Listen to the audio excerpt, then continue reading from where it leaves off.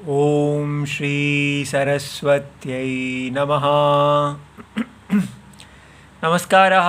द्विषष्ट्यधिक 300तमी कक्षा। आज का हमारा विषय जो हम चेखा निषति की सिद्धि कल की कक्षा में देख रहे थे उसी को आज हम पूरा करेंगे। ये अभ्यासे चर्चा सूत्र के अंदर आई थी और चेखा निषति माने खनितुम इच्छति अर्थात खोदने की इच्छा करता है।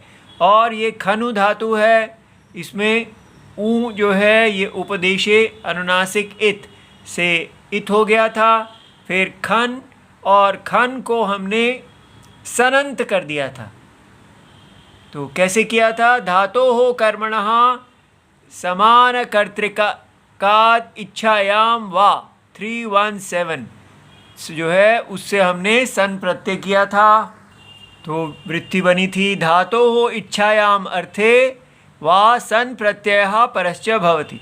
तो धातु से इच्छा के अर्थ में सन प्रत्यय होता है, लेकिन इषि कर्म यह धातु जो धातु इच्छा इश धातु का कर्म हो वो और इशिना एव समान कर्तृकः।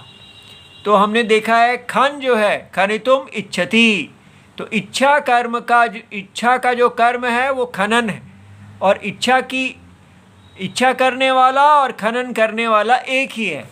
इसलिए यहाँ पर सन प्रत्यय हो गया और उसमें न हलंत्यम से इत्संज्ञक हो गया, खन और स रह गया। तब हमें तिंक्षित सार्वधातुकम हमें 31113 से पता है कि जो तिंगः शितश्च प्रत्यय जो तिंग और शित प्रत्यय होते हैं तो सार्वधातुक संज्ञकाः भवन्ति, उनकी सार्वधातुक संज्ञा होती है। लेकिन याद रहे धातु समशब्दनेन विहिता, धातु से विहित होने चाहिए। तो अर्ध धातुकम शेष जो बाकी रह जाते हैं तीसरे अध्याय में, तो तिंगः स्थितश्च वर्जयित्वा तिंग और शित को छोड़ दो, अन्य प्रत्यय शेष तो धातु समशब्दनेन विहिता। तो यहाँ पर धातु कह के सन का विधान किया है। इससे ऊपर के जो कहे गए हैं उनमें धातु कह के नहीं किया है, इसलिए यहाँ पर सन की अर्धधातुक संज्ञा हो जाती है। अर्धधातुक संज्ञा होने से अर्धधातुकस्य इड वलादेः 7-35 सूत्र कहते हैं कि अर्धधातुकस्य इट आगमो भवति अगर वो अर्धधातुक प्रत्यय वल आदि है। तो वल आदि क्या होता है ये देखिए, यहाँ से हम ये लगाते हैं सारे जो सूत्र हैं उसमें य को छोड़ के सारे व्यंजन वल आदि कहलाते हैं। तो स वलादि है, इसलिए इसको इट का आगम हो जाता है और इसका इट का निषेध नहीं होता है।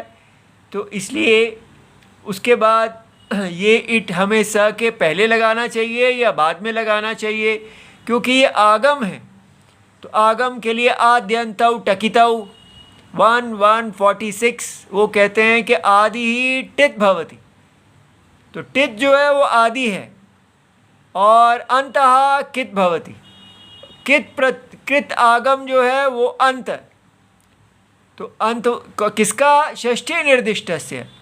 तो यहाँ अर्धधातुकस्य ये षष्ठी निर्दिष्ट कहा है, इसलिए जो इसका आदि निर्दिष्टस्य आदि, तो इसका आदि षष्ठी निर्दिष्ट का आदि इट हो गया।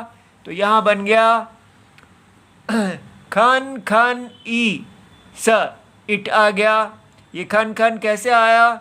अभी क्योंकि यहाँ पर हमने द्वित्वम कर दिया है, तो इट तो यहाँ पर हुआ है। अब द्वित्वम कैसे किया? एकाचो द्वे प्रथमस्य 611 अजादेर द्वितीयस्य 612 लिटिर धातो हो अनभ्यासस्य, ये 3 से ये अनुवृत्ति आ रही है। फिर सन यंगो हो तो सनंतस्य यगंतस्य, तो ये न विधि ही तदंतस्य सूत्र लगा के हमने तदंत विधि कर दिया।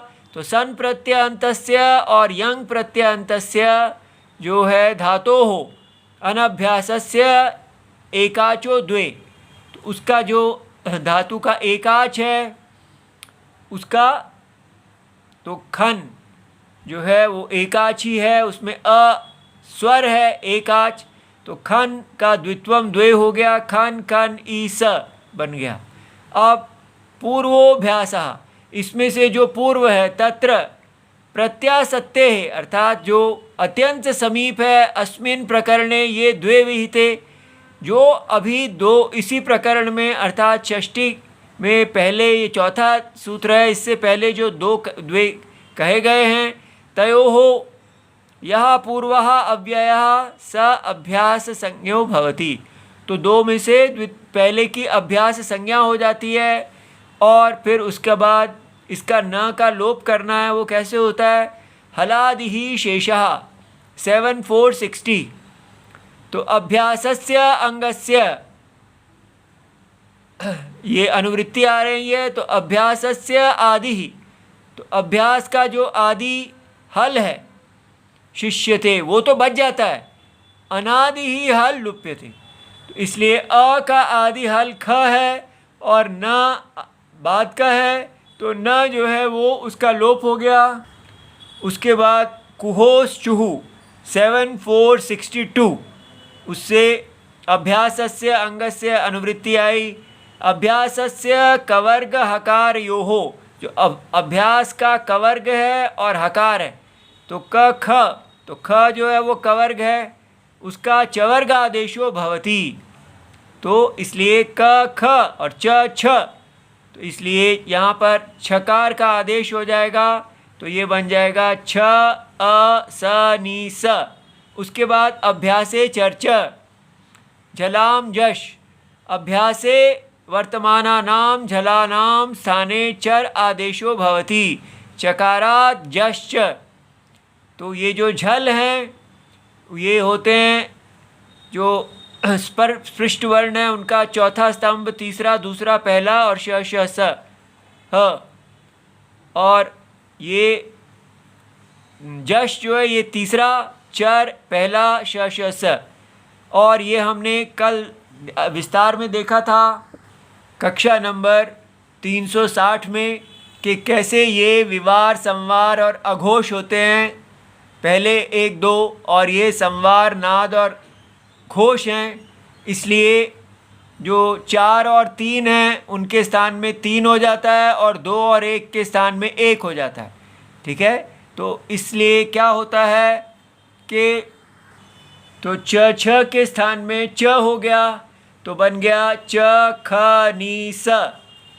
अब यहाँ पर सन्यतः, यहाँ इतः अभ्यासस्य अंगस्य पीछे से आ रहा है सनी अतः, तो सनी परतः, ये सप्तमी है इसलिए परतः हो गया, तो ये सन जो है अगर बाद में हो तो अकारांतस्य अंगस्य, ये अतः जो है इसके साथ अंतस्य ये न विधि तदंतस्य अभ्यासस्य इकारादेशो भवति, तो ये जो यहाँ अभ्यास को इकार आदेश हो गया, इससे ची ख नी स बन गया, और फिर आदेश प्रत्ययो हो 8359 से इण कवर्गाभ्याम उत्तरस्य, तो ये ई है, ये इण है, और इण के उत्तर का जो आदेशो यह सकारः या प्रत्ययस्य या सकारः, तो ये प्रत्यय का सकार है, तस्य मूर्धन्य आदेशो भवति, इसको मूर्धन्य आदेश हो जाता है, तो बन गया ची ख निश। और फिर हम इसकी सनाद्यंतः धातवः से धातु संज्ञा कर देते हैं, और पूर्ववत सनः कहते हैं कि यदि पहले ये आत्मनेपद था तो अब भी आत्मनेपद होगा, ये उभय पद था तो इसलिए अभी भी उभय पद है, इसलिए हमने यहाँ पर आत्मनेपद की टिप कर दिया। और क्योंकि यहाँ पर इकारांत जो